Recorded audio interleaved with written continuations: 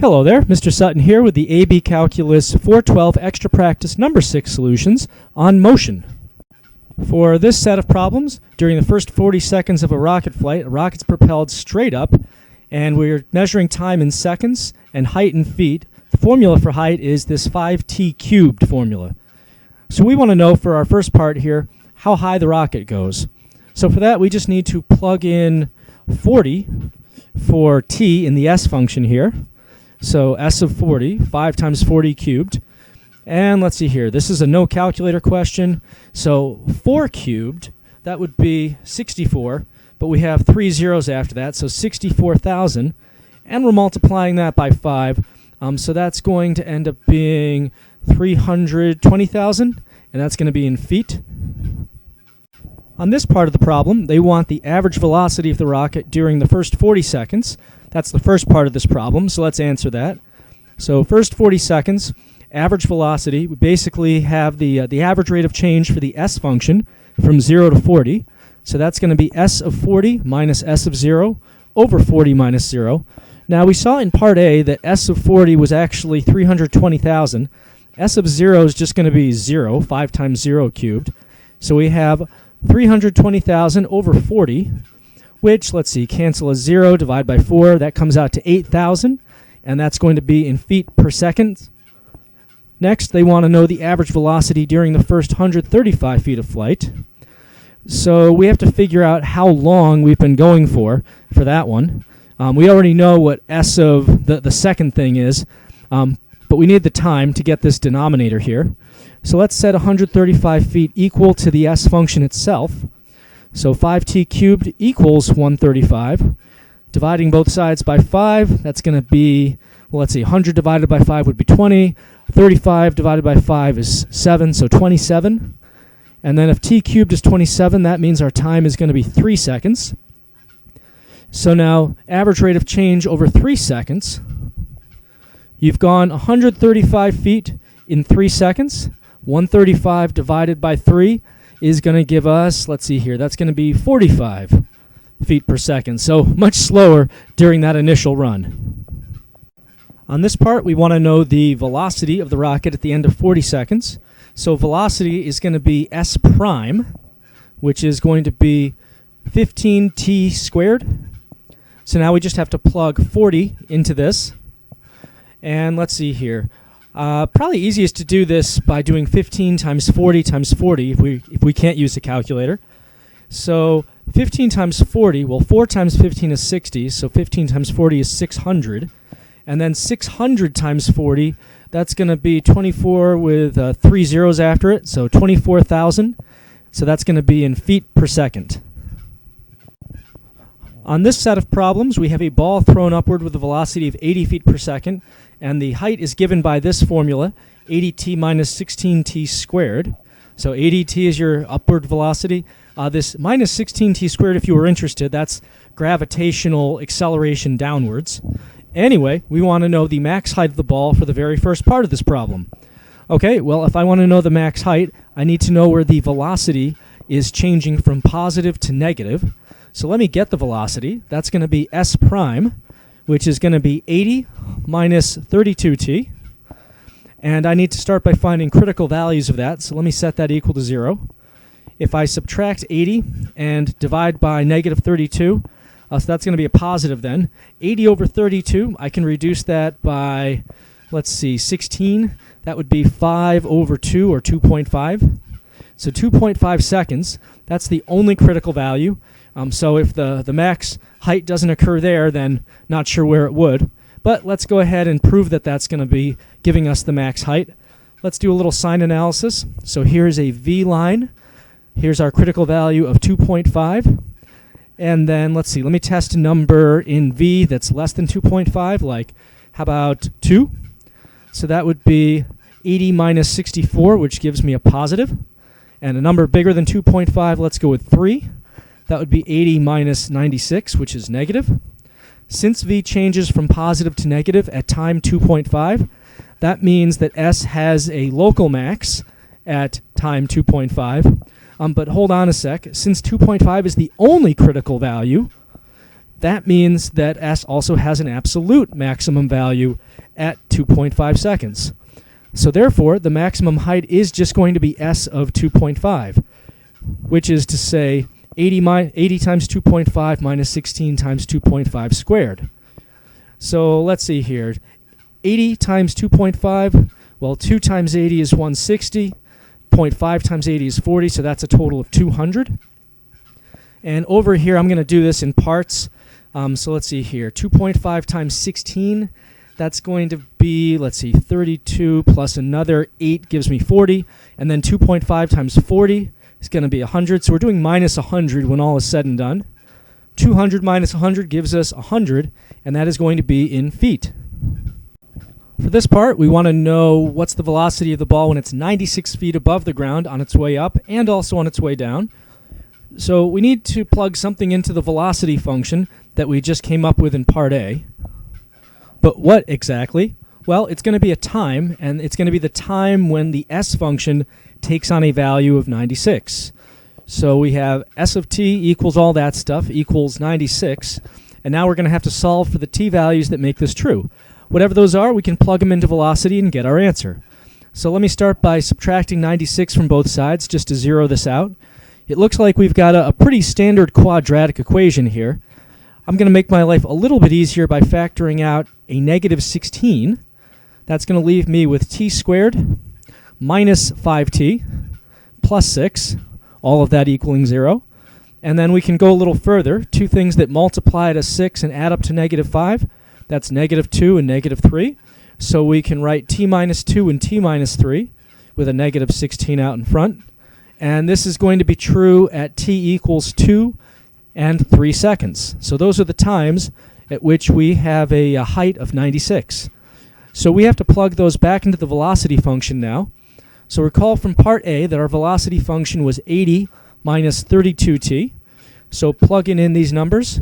So on the way up, that's going to be the first value here because the ball is thrown up. So it's this 2 seconds where we're on our way up. So that's going to be, let's see here, 80 minus 32 times 2. And that's going to be 80 minus 64, which is going to be 16. And that is going to be feet per second. We can also tell that the ball is on its way up because the velocity is positive. So if you were on the way up and got a negative number, that would be an issue. So now let's talk about the way down. That's going to be velocity of 3. So 80 minus 32 times 3, 80 minus 96, which gives me negative 16 feet per second. On this set of problems, we have a particle whose motion is given by the position function t cubed minus 3t, and our units are going to be meters and seconds for this one. First task on this, we want the velocity and acceleration functions. So for velocity, v of t, we need s prime of t, which is going to be, using the power rule here, 3t squared minus 3. For the acceleration function, we need the derivative of velocity, which is going to give us 6t. And then that minus 3 there just becomes a 0. So there we are. For this part of the problem, they just want the acceleration after 2 seconds. Well, we already found the formula for acceleration in part A. Here it is again. So we just have to plug 2 into this. So 6 times 2 is going to give us 12. And this is going to be meters per second, or meters per second squared. For this part, we want to know the acceleration when the velocity is 0. So we need to first solve for the t values that make the velocity function 0. So we have v of t, which from part A was 3t squared minus 3. We want to see when that equals 0. That's going to happen, let's see here. If we add 3, divide by 3, we've got t squared equals 1. So then plus or minus 1 are going to be the t values that make this happen. But we don't really care about negative time, so we're just going to be checking out positive 1. So now acceleration, recall from part A again that was 6 times t. So the acceleration when the velocity is 0 is going to be 6 times positive 1, which is going to be positive 6 meters per second squared. For this problem set, we have an object whose position is given by this s of t function. We want to know for this part the average velocity over the first 2 hours. So basically we're doing s of 2 minus s of 0 over 2 minus 0, the average rate of change of position. So s of 2, well, let's just rewrite this 2 minus 0 for one thing. And now s of 2, what's that going to be? Well, let's see here. 2 to the 4th is 16 times negative 6 is negative 96. So we have negative 96 plus, let's see here, this is going to be 18 times 4, which is going to be 72. So negative 96 plus 72, make it plus 73. That's going to be negative 23. And then if we plug 0 into all of this stuff, that's quite a bit easier. That's just going to be 1. But careful, because we're subtracting that. So this comes out to negative 24 over 2, which is going to be negative 12. And this is velocity, so that's going to be in miles per hour, using the units in the problem here. For this part of the problem, we want the velocity after exactly 2 hours. So we're looking for the instantaneous rate of change of position. Velocity is going to be s prime of t. So that's going to be negative 24t cubed plus 36t. And then that 1 gets zeroed out because it's a constant. So now we just have to plug in 2 for the velocity function. So that's negative 24 times 2 cubed plus 36 times 2. So let's see here. That's 8 times negative 24. So that's going to be, well, let's see. 8 times 20 would be 160. 8 times 4 is 32. So that's negative 192. And then 36 times 2 is 72, giving us a grand total of negative 120 miles per hour. On this part, we want the acceleration after 2 hours. Recall from part A that our velocity was this function here. So the acceleration is going to be the derivative of velocity, which is going to be negative 72t squared plus 36. So now we just have to plug 2 into that. So that's negative 72 times 2 squared plus 36. So we have 4 times negative 72. That's going to be negative 288 plus 36 is going to be negative 252. And that's going to be in meters per second, or miles per hour squared. There we go. On part D of this problem, we want to know at exactly 2 hours, is our object speeding up or slowing down? So for this, we're going to have to reference the velocity and acceleration information from parts B and C. So recall from part B that our velocity was negative 120. Now, it's worth noting here that this is a negative quantity. And from part C, we saw our acceleration was negative 252, which was also a negative quantity. Since velocity and acceleration at time 2 have the same sign, they're both negative in this case, that means that they're helping each other out, so our object is speeding up at time 2. For this problem, I want to know for what positive time this object reverses directions, so I need to know where velocity is changing sign. So here's my velocity again. Let me set this equal to 0 and figure out where it might change signs, and then we can do some sign analysis to see if it actually does.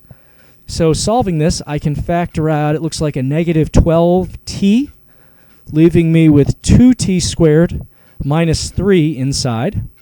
And then that means that t equals 0. And also, let's see, if we add 3, divide by 2, square root, plus or minus radical 3 over 2. So when I set up my v prime, or my v line to do my sign analysis, we're going to start here at 0. And I don't need to worry about negative radical 3 over 2. We're not worrying about negative time, or really 0 time. We're not going to test to the left of 0. All we really need to test around is positive root 3 over 2. Okay, so we need a number between 0 and radical 3 over 2. Well, how about radical 2 over 2, also known as 1? If I plug that into my factored version of my v formula, that's going to be a negative times a negative, which is going to come out to a positive. And then a number bigger than radical 3 over 2. Well, how about just 2? That would be like having the square root of 8 over 2, I guess. So plugging 2 in, this is going to be a negative times a positive, which comes out negative. And we see that v is changing signs at time equals radical 3 over 2. So since v changes sign there, that means we have a direction reversal at radical 3 over 2 hours. For this problem set, the distance a particle moves in t seconds along a straight line is given by this s function, and distance it looks like is measured in meters. So first part of this, we want the velocity and acceleration equations. For velocity, we need s prime, which is going to be 3t squared minus 18t plus 15. And then for acceleration, we need v prime, or s double prime, which is going to be 6t minus 18. For this part of the problem, we want the velocity and acceleration after 3 seconds, and we also want to know if our particle is speeding up or slowing down. So for velocity, recall from part A, this was our velocity function, and while we're at it, our acceleration function. Velocity is going to be 3 times 3 squared minus 18 times 3 plus 15. So that's going to be 27 minus, let's see here, 3 times 18, that's going to be 54, so that's negative 27. And then adding that to 15 is going to give us negative 12, and that's going to be meters per second. Now, it's worth noting that this is a negative quantity. That'll be important when we talk about if this particle is speeding up or slowing down. Next, acceleration. That's going to be 6 times 3 minus 18, which is going to be 18 minus 18, or just simply 0. And that's meters per second squared. Now, since the acceleration is non-existent, I mean, if you don't have any acceleration, that means that your velocity is not changing at all at that particular time. So that means you're neither speeding up nor slowing down. You're just doing neither. For this problem, I want to know when this particle described here is at rest.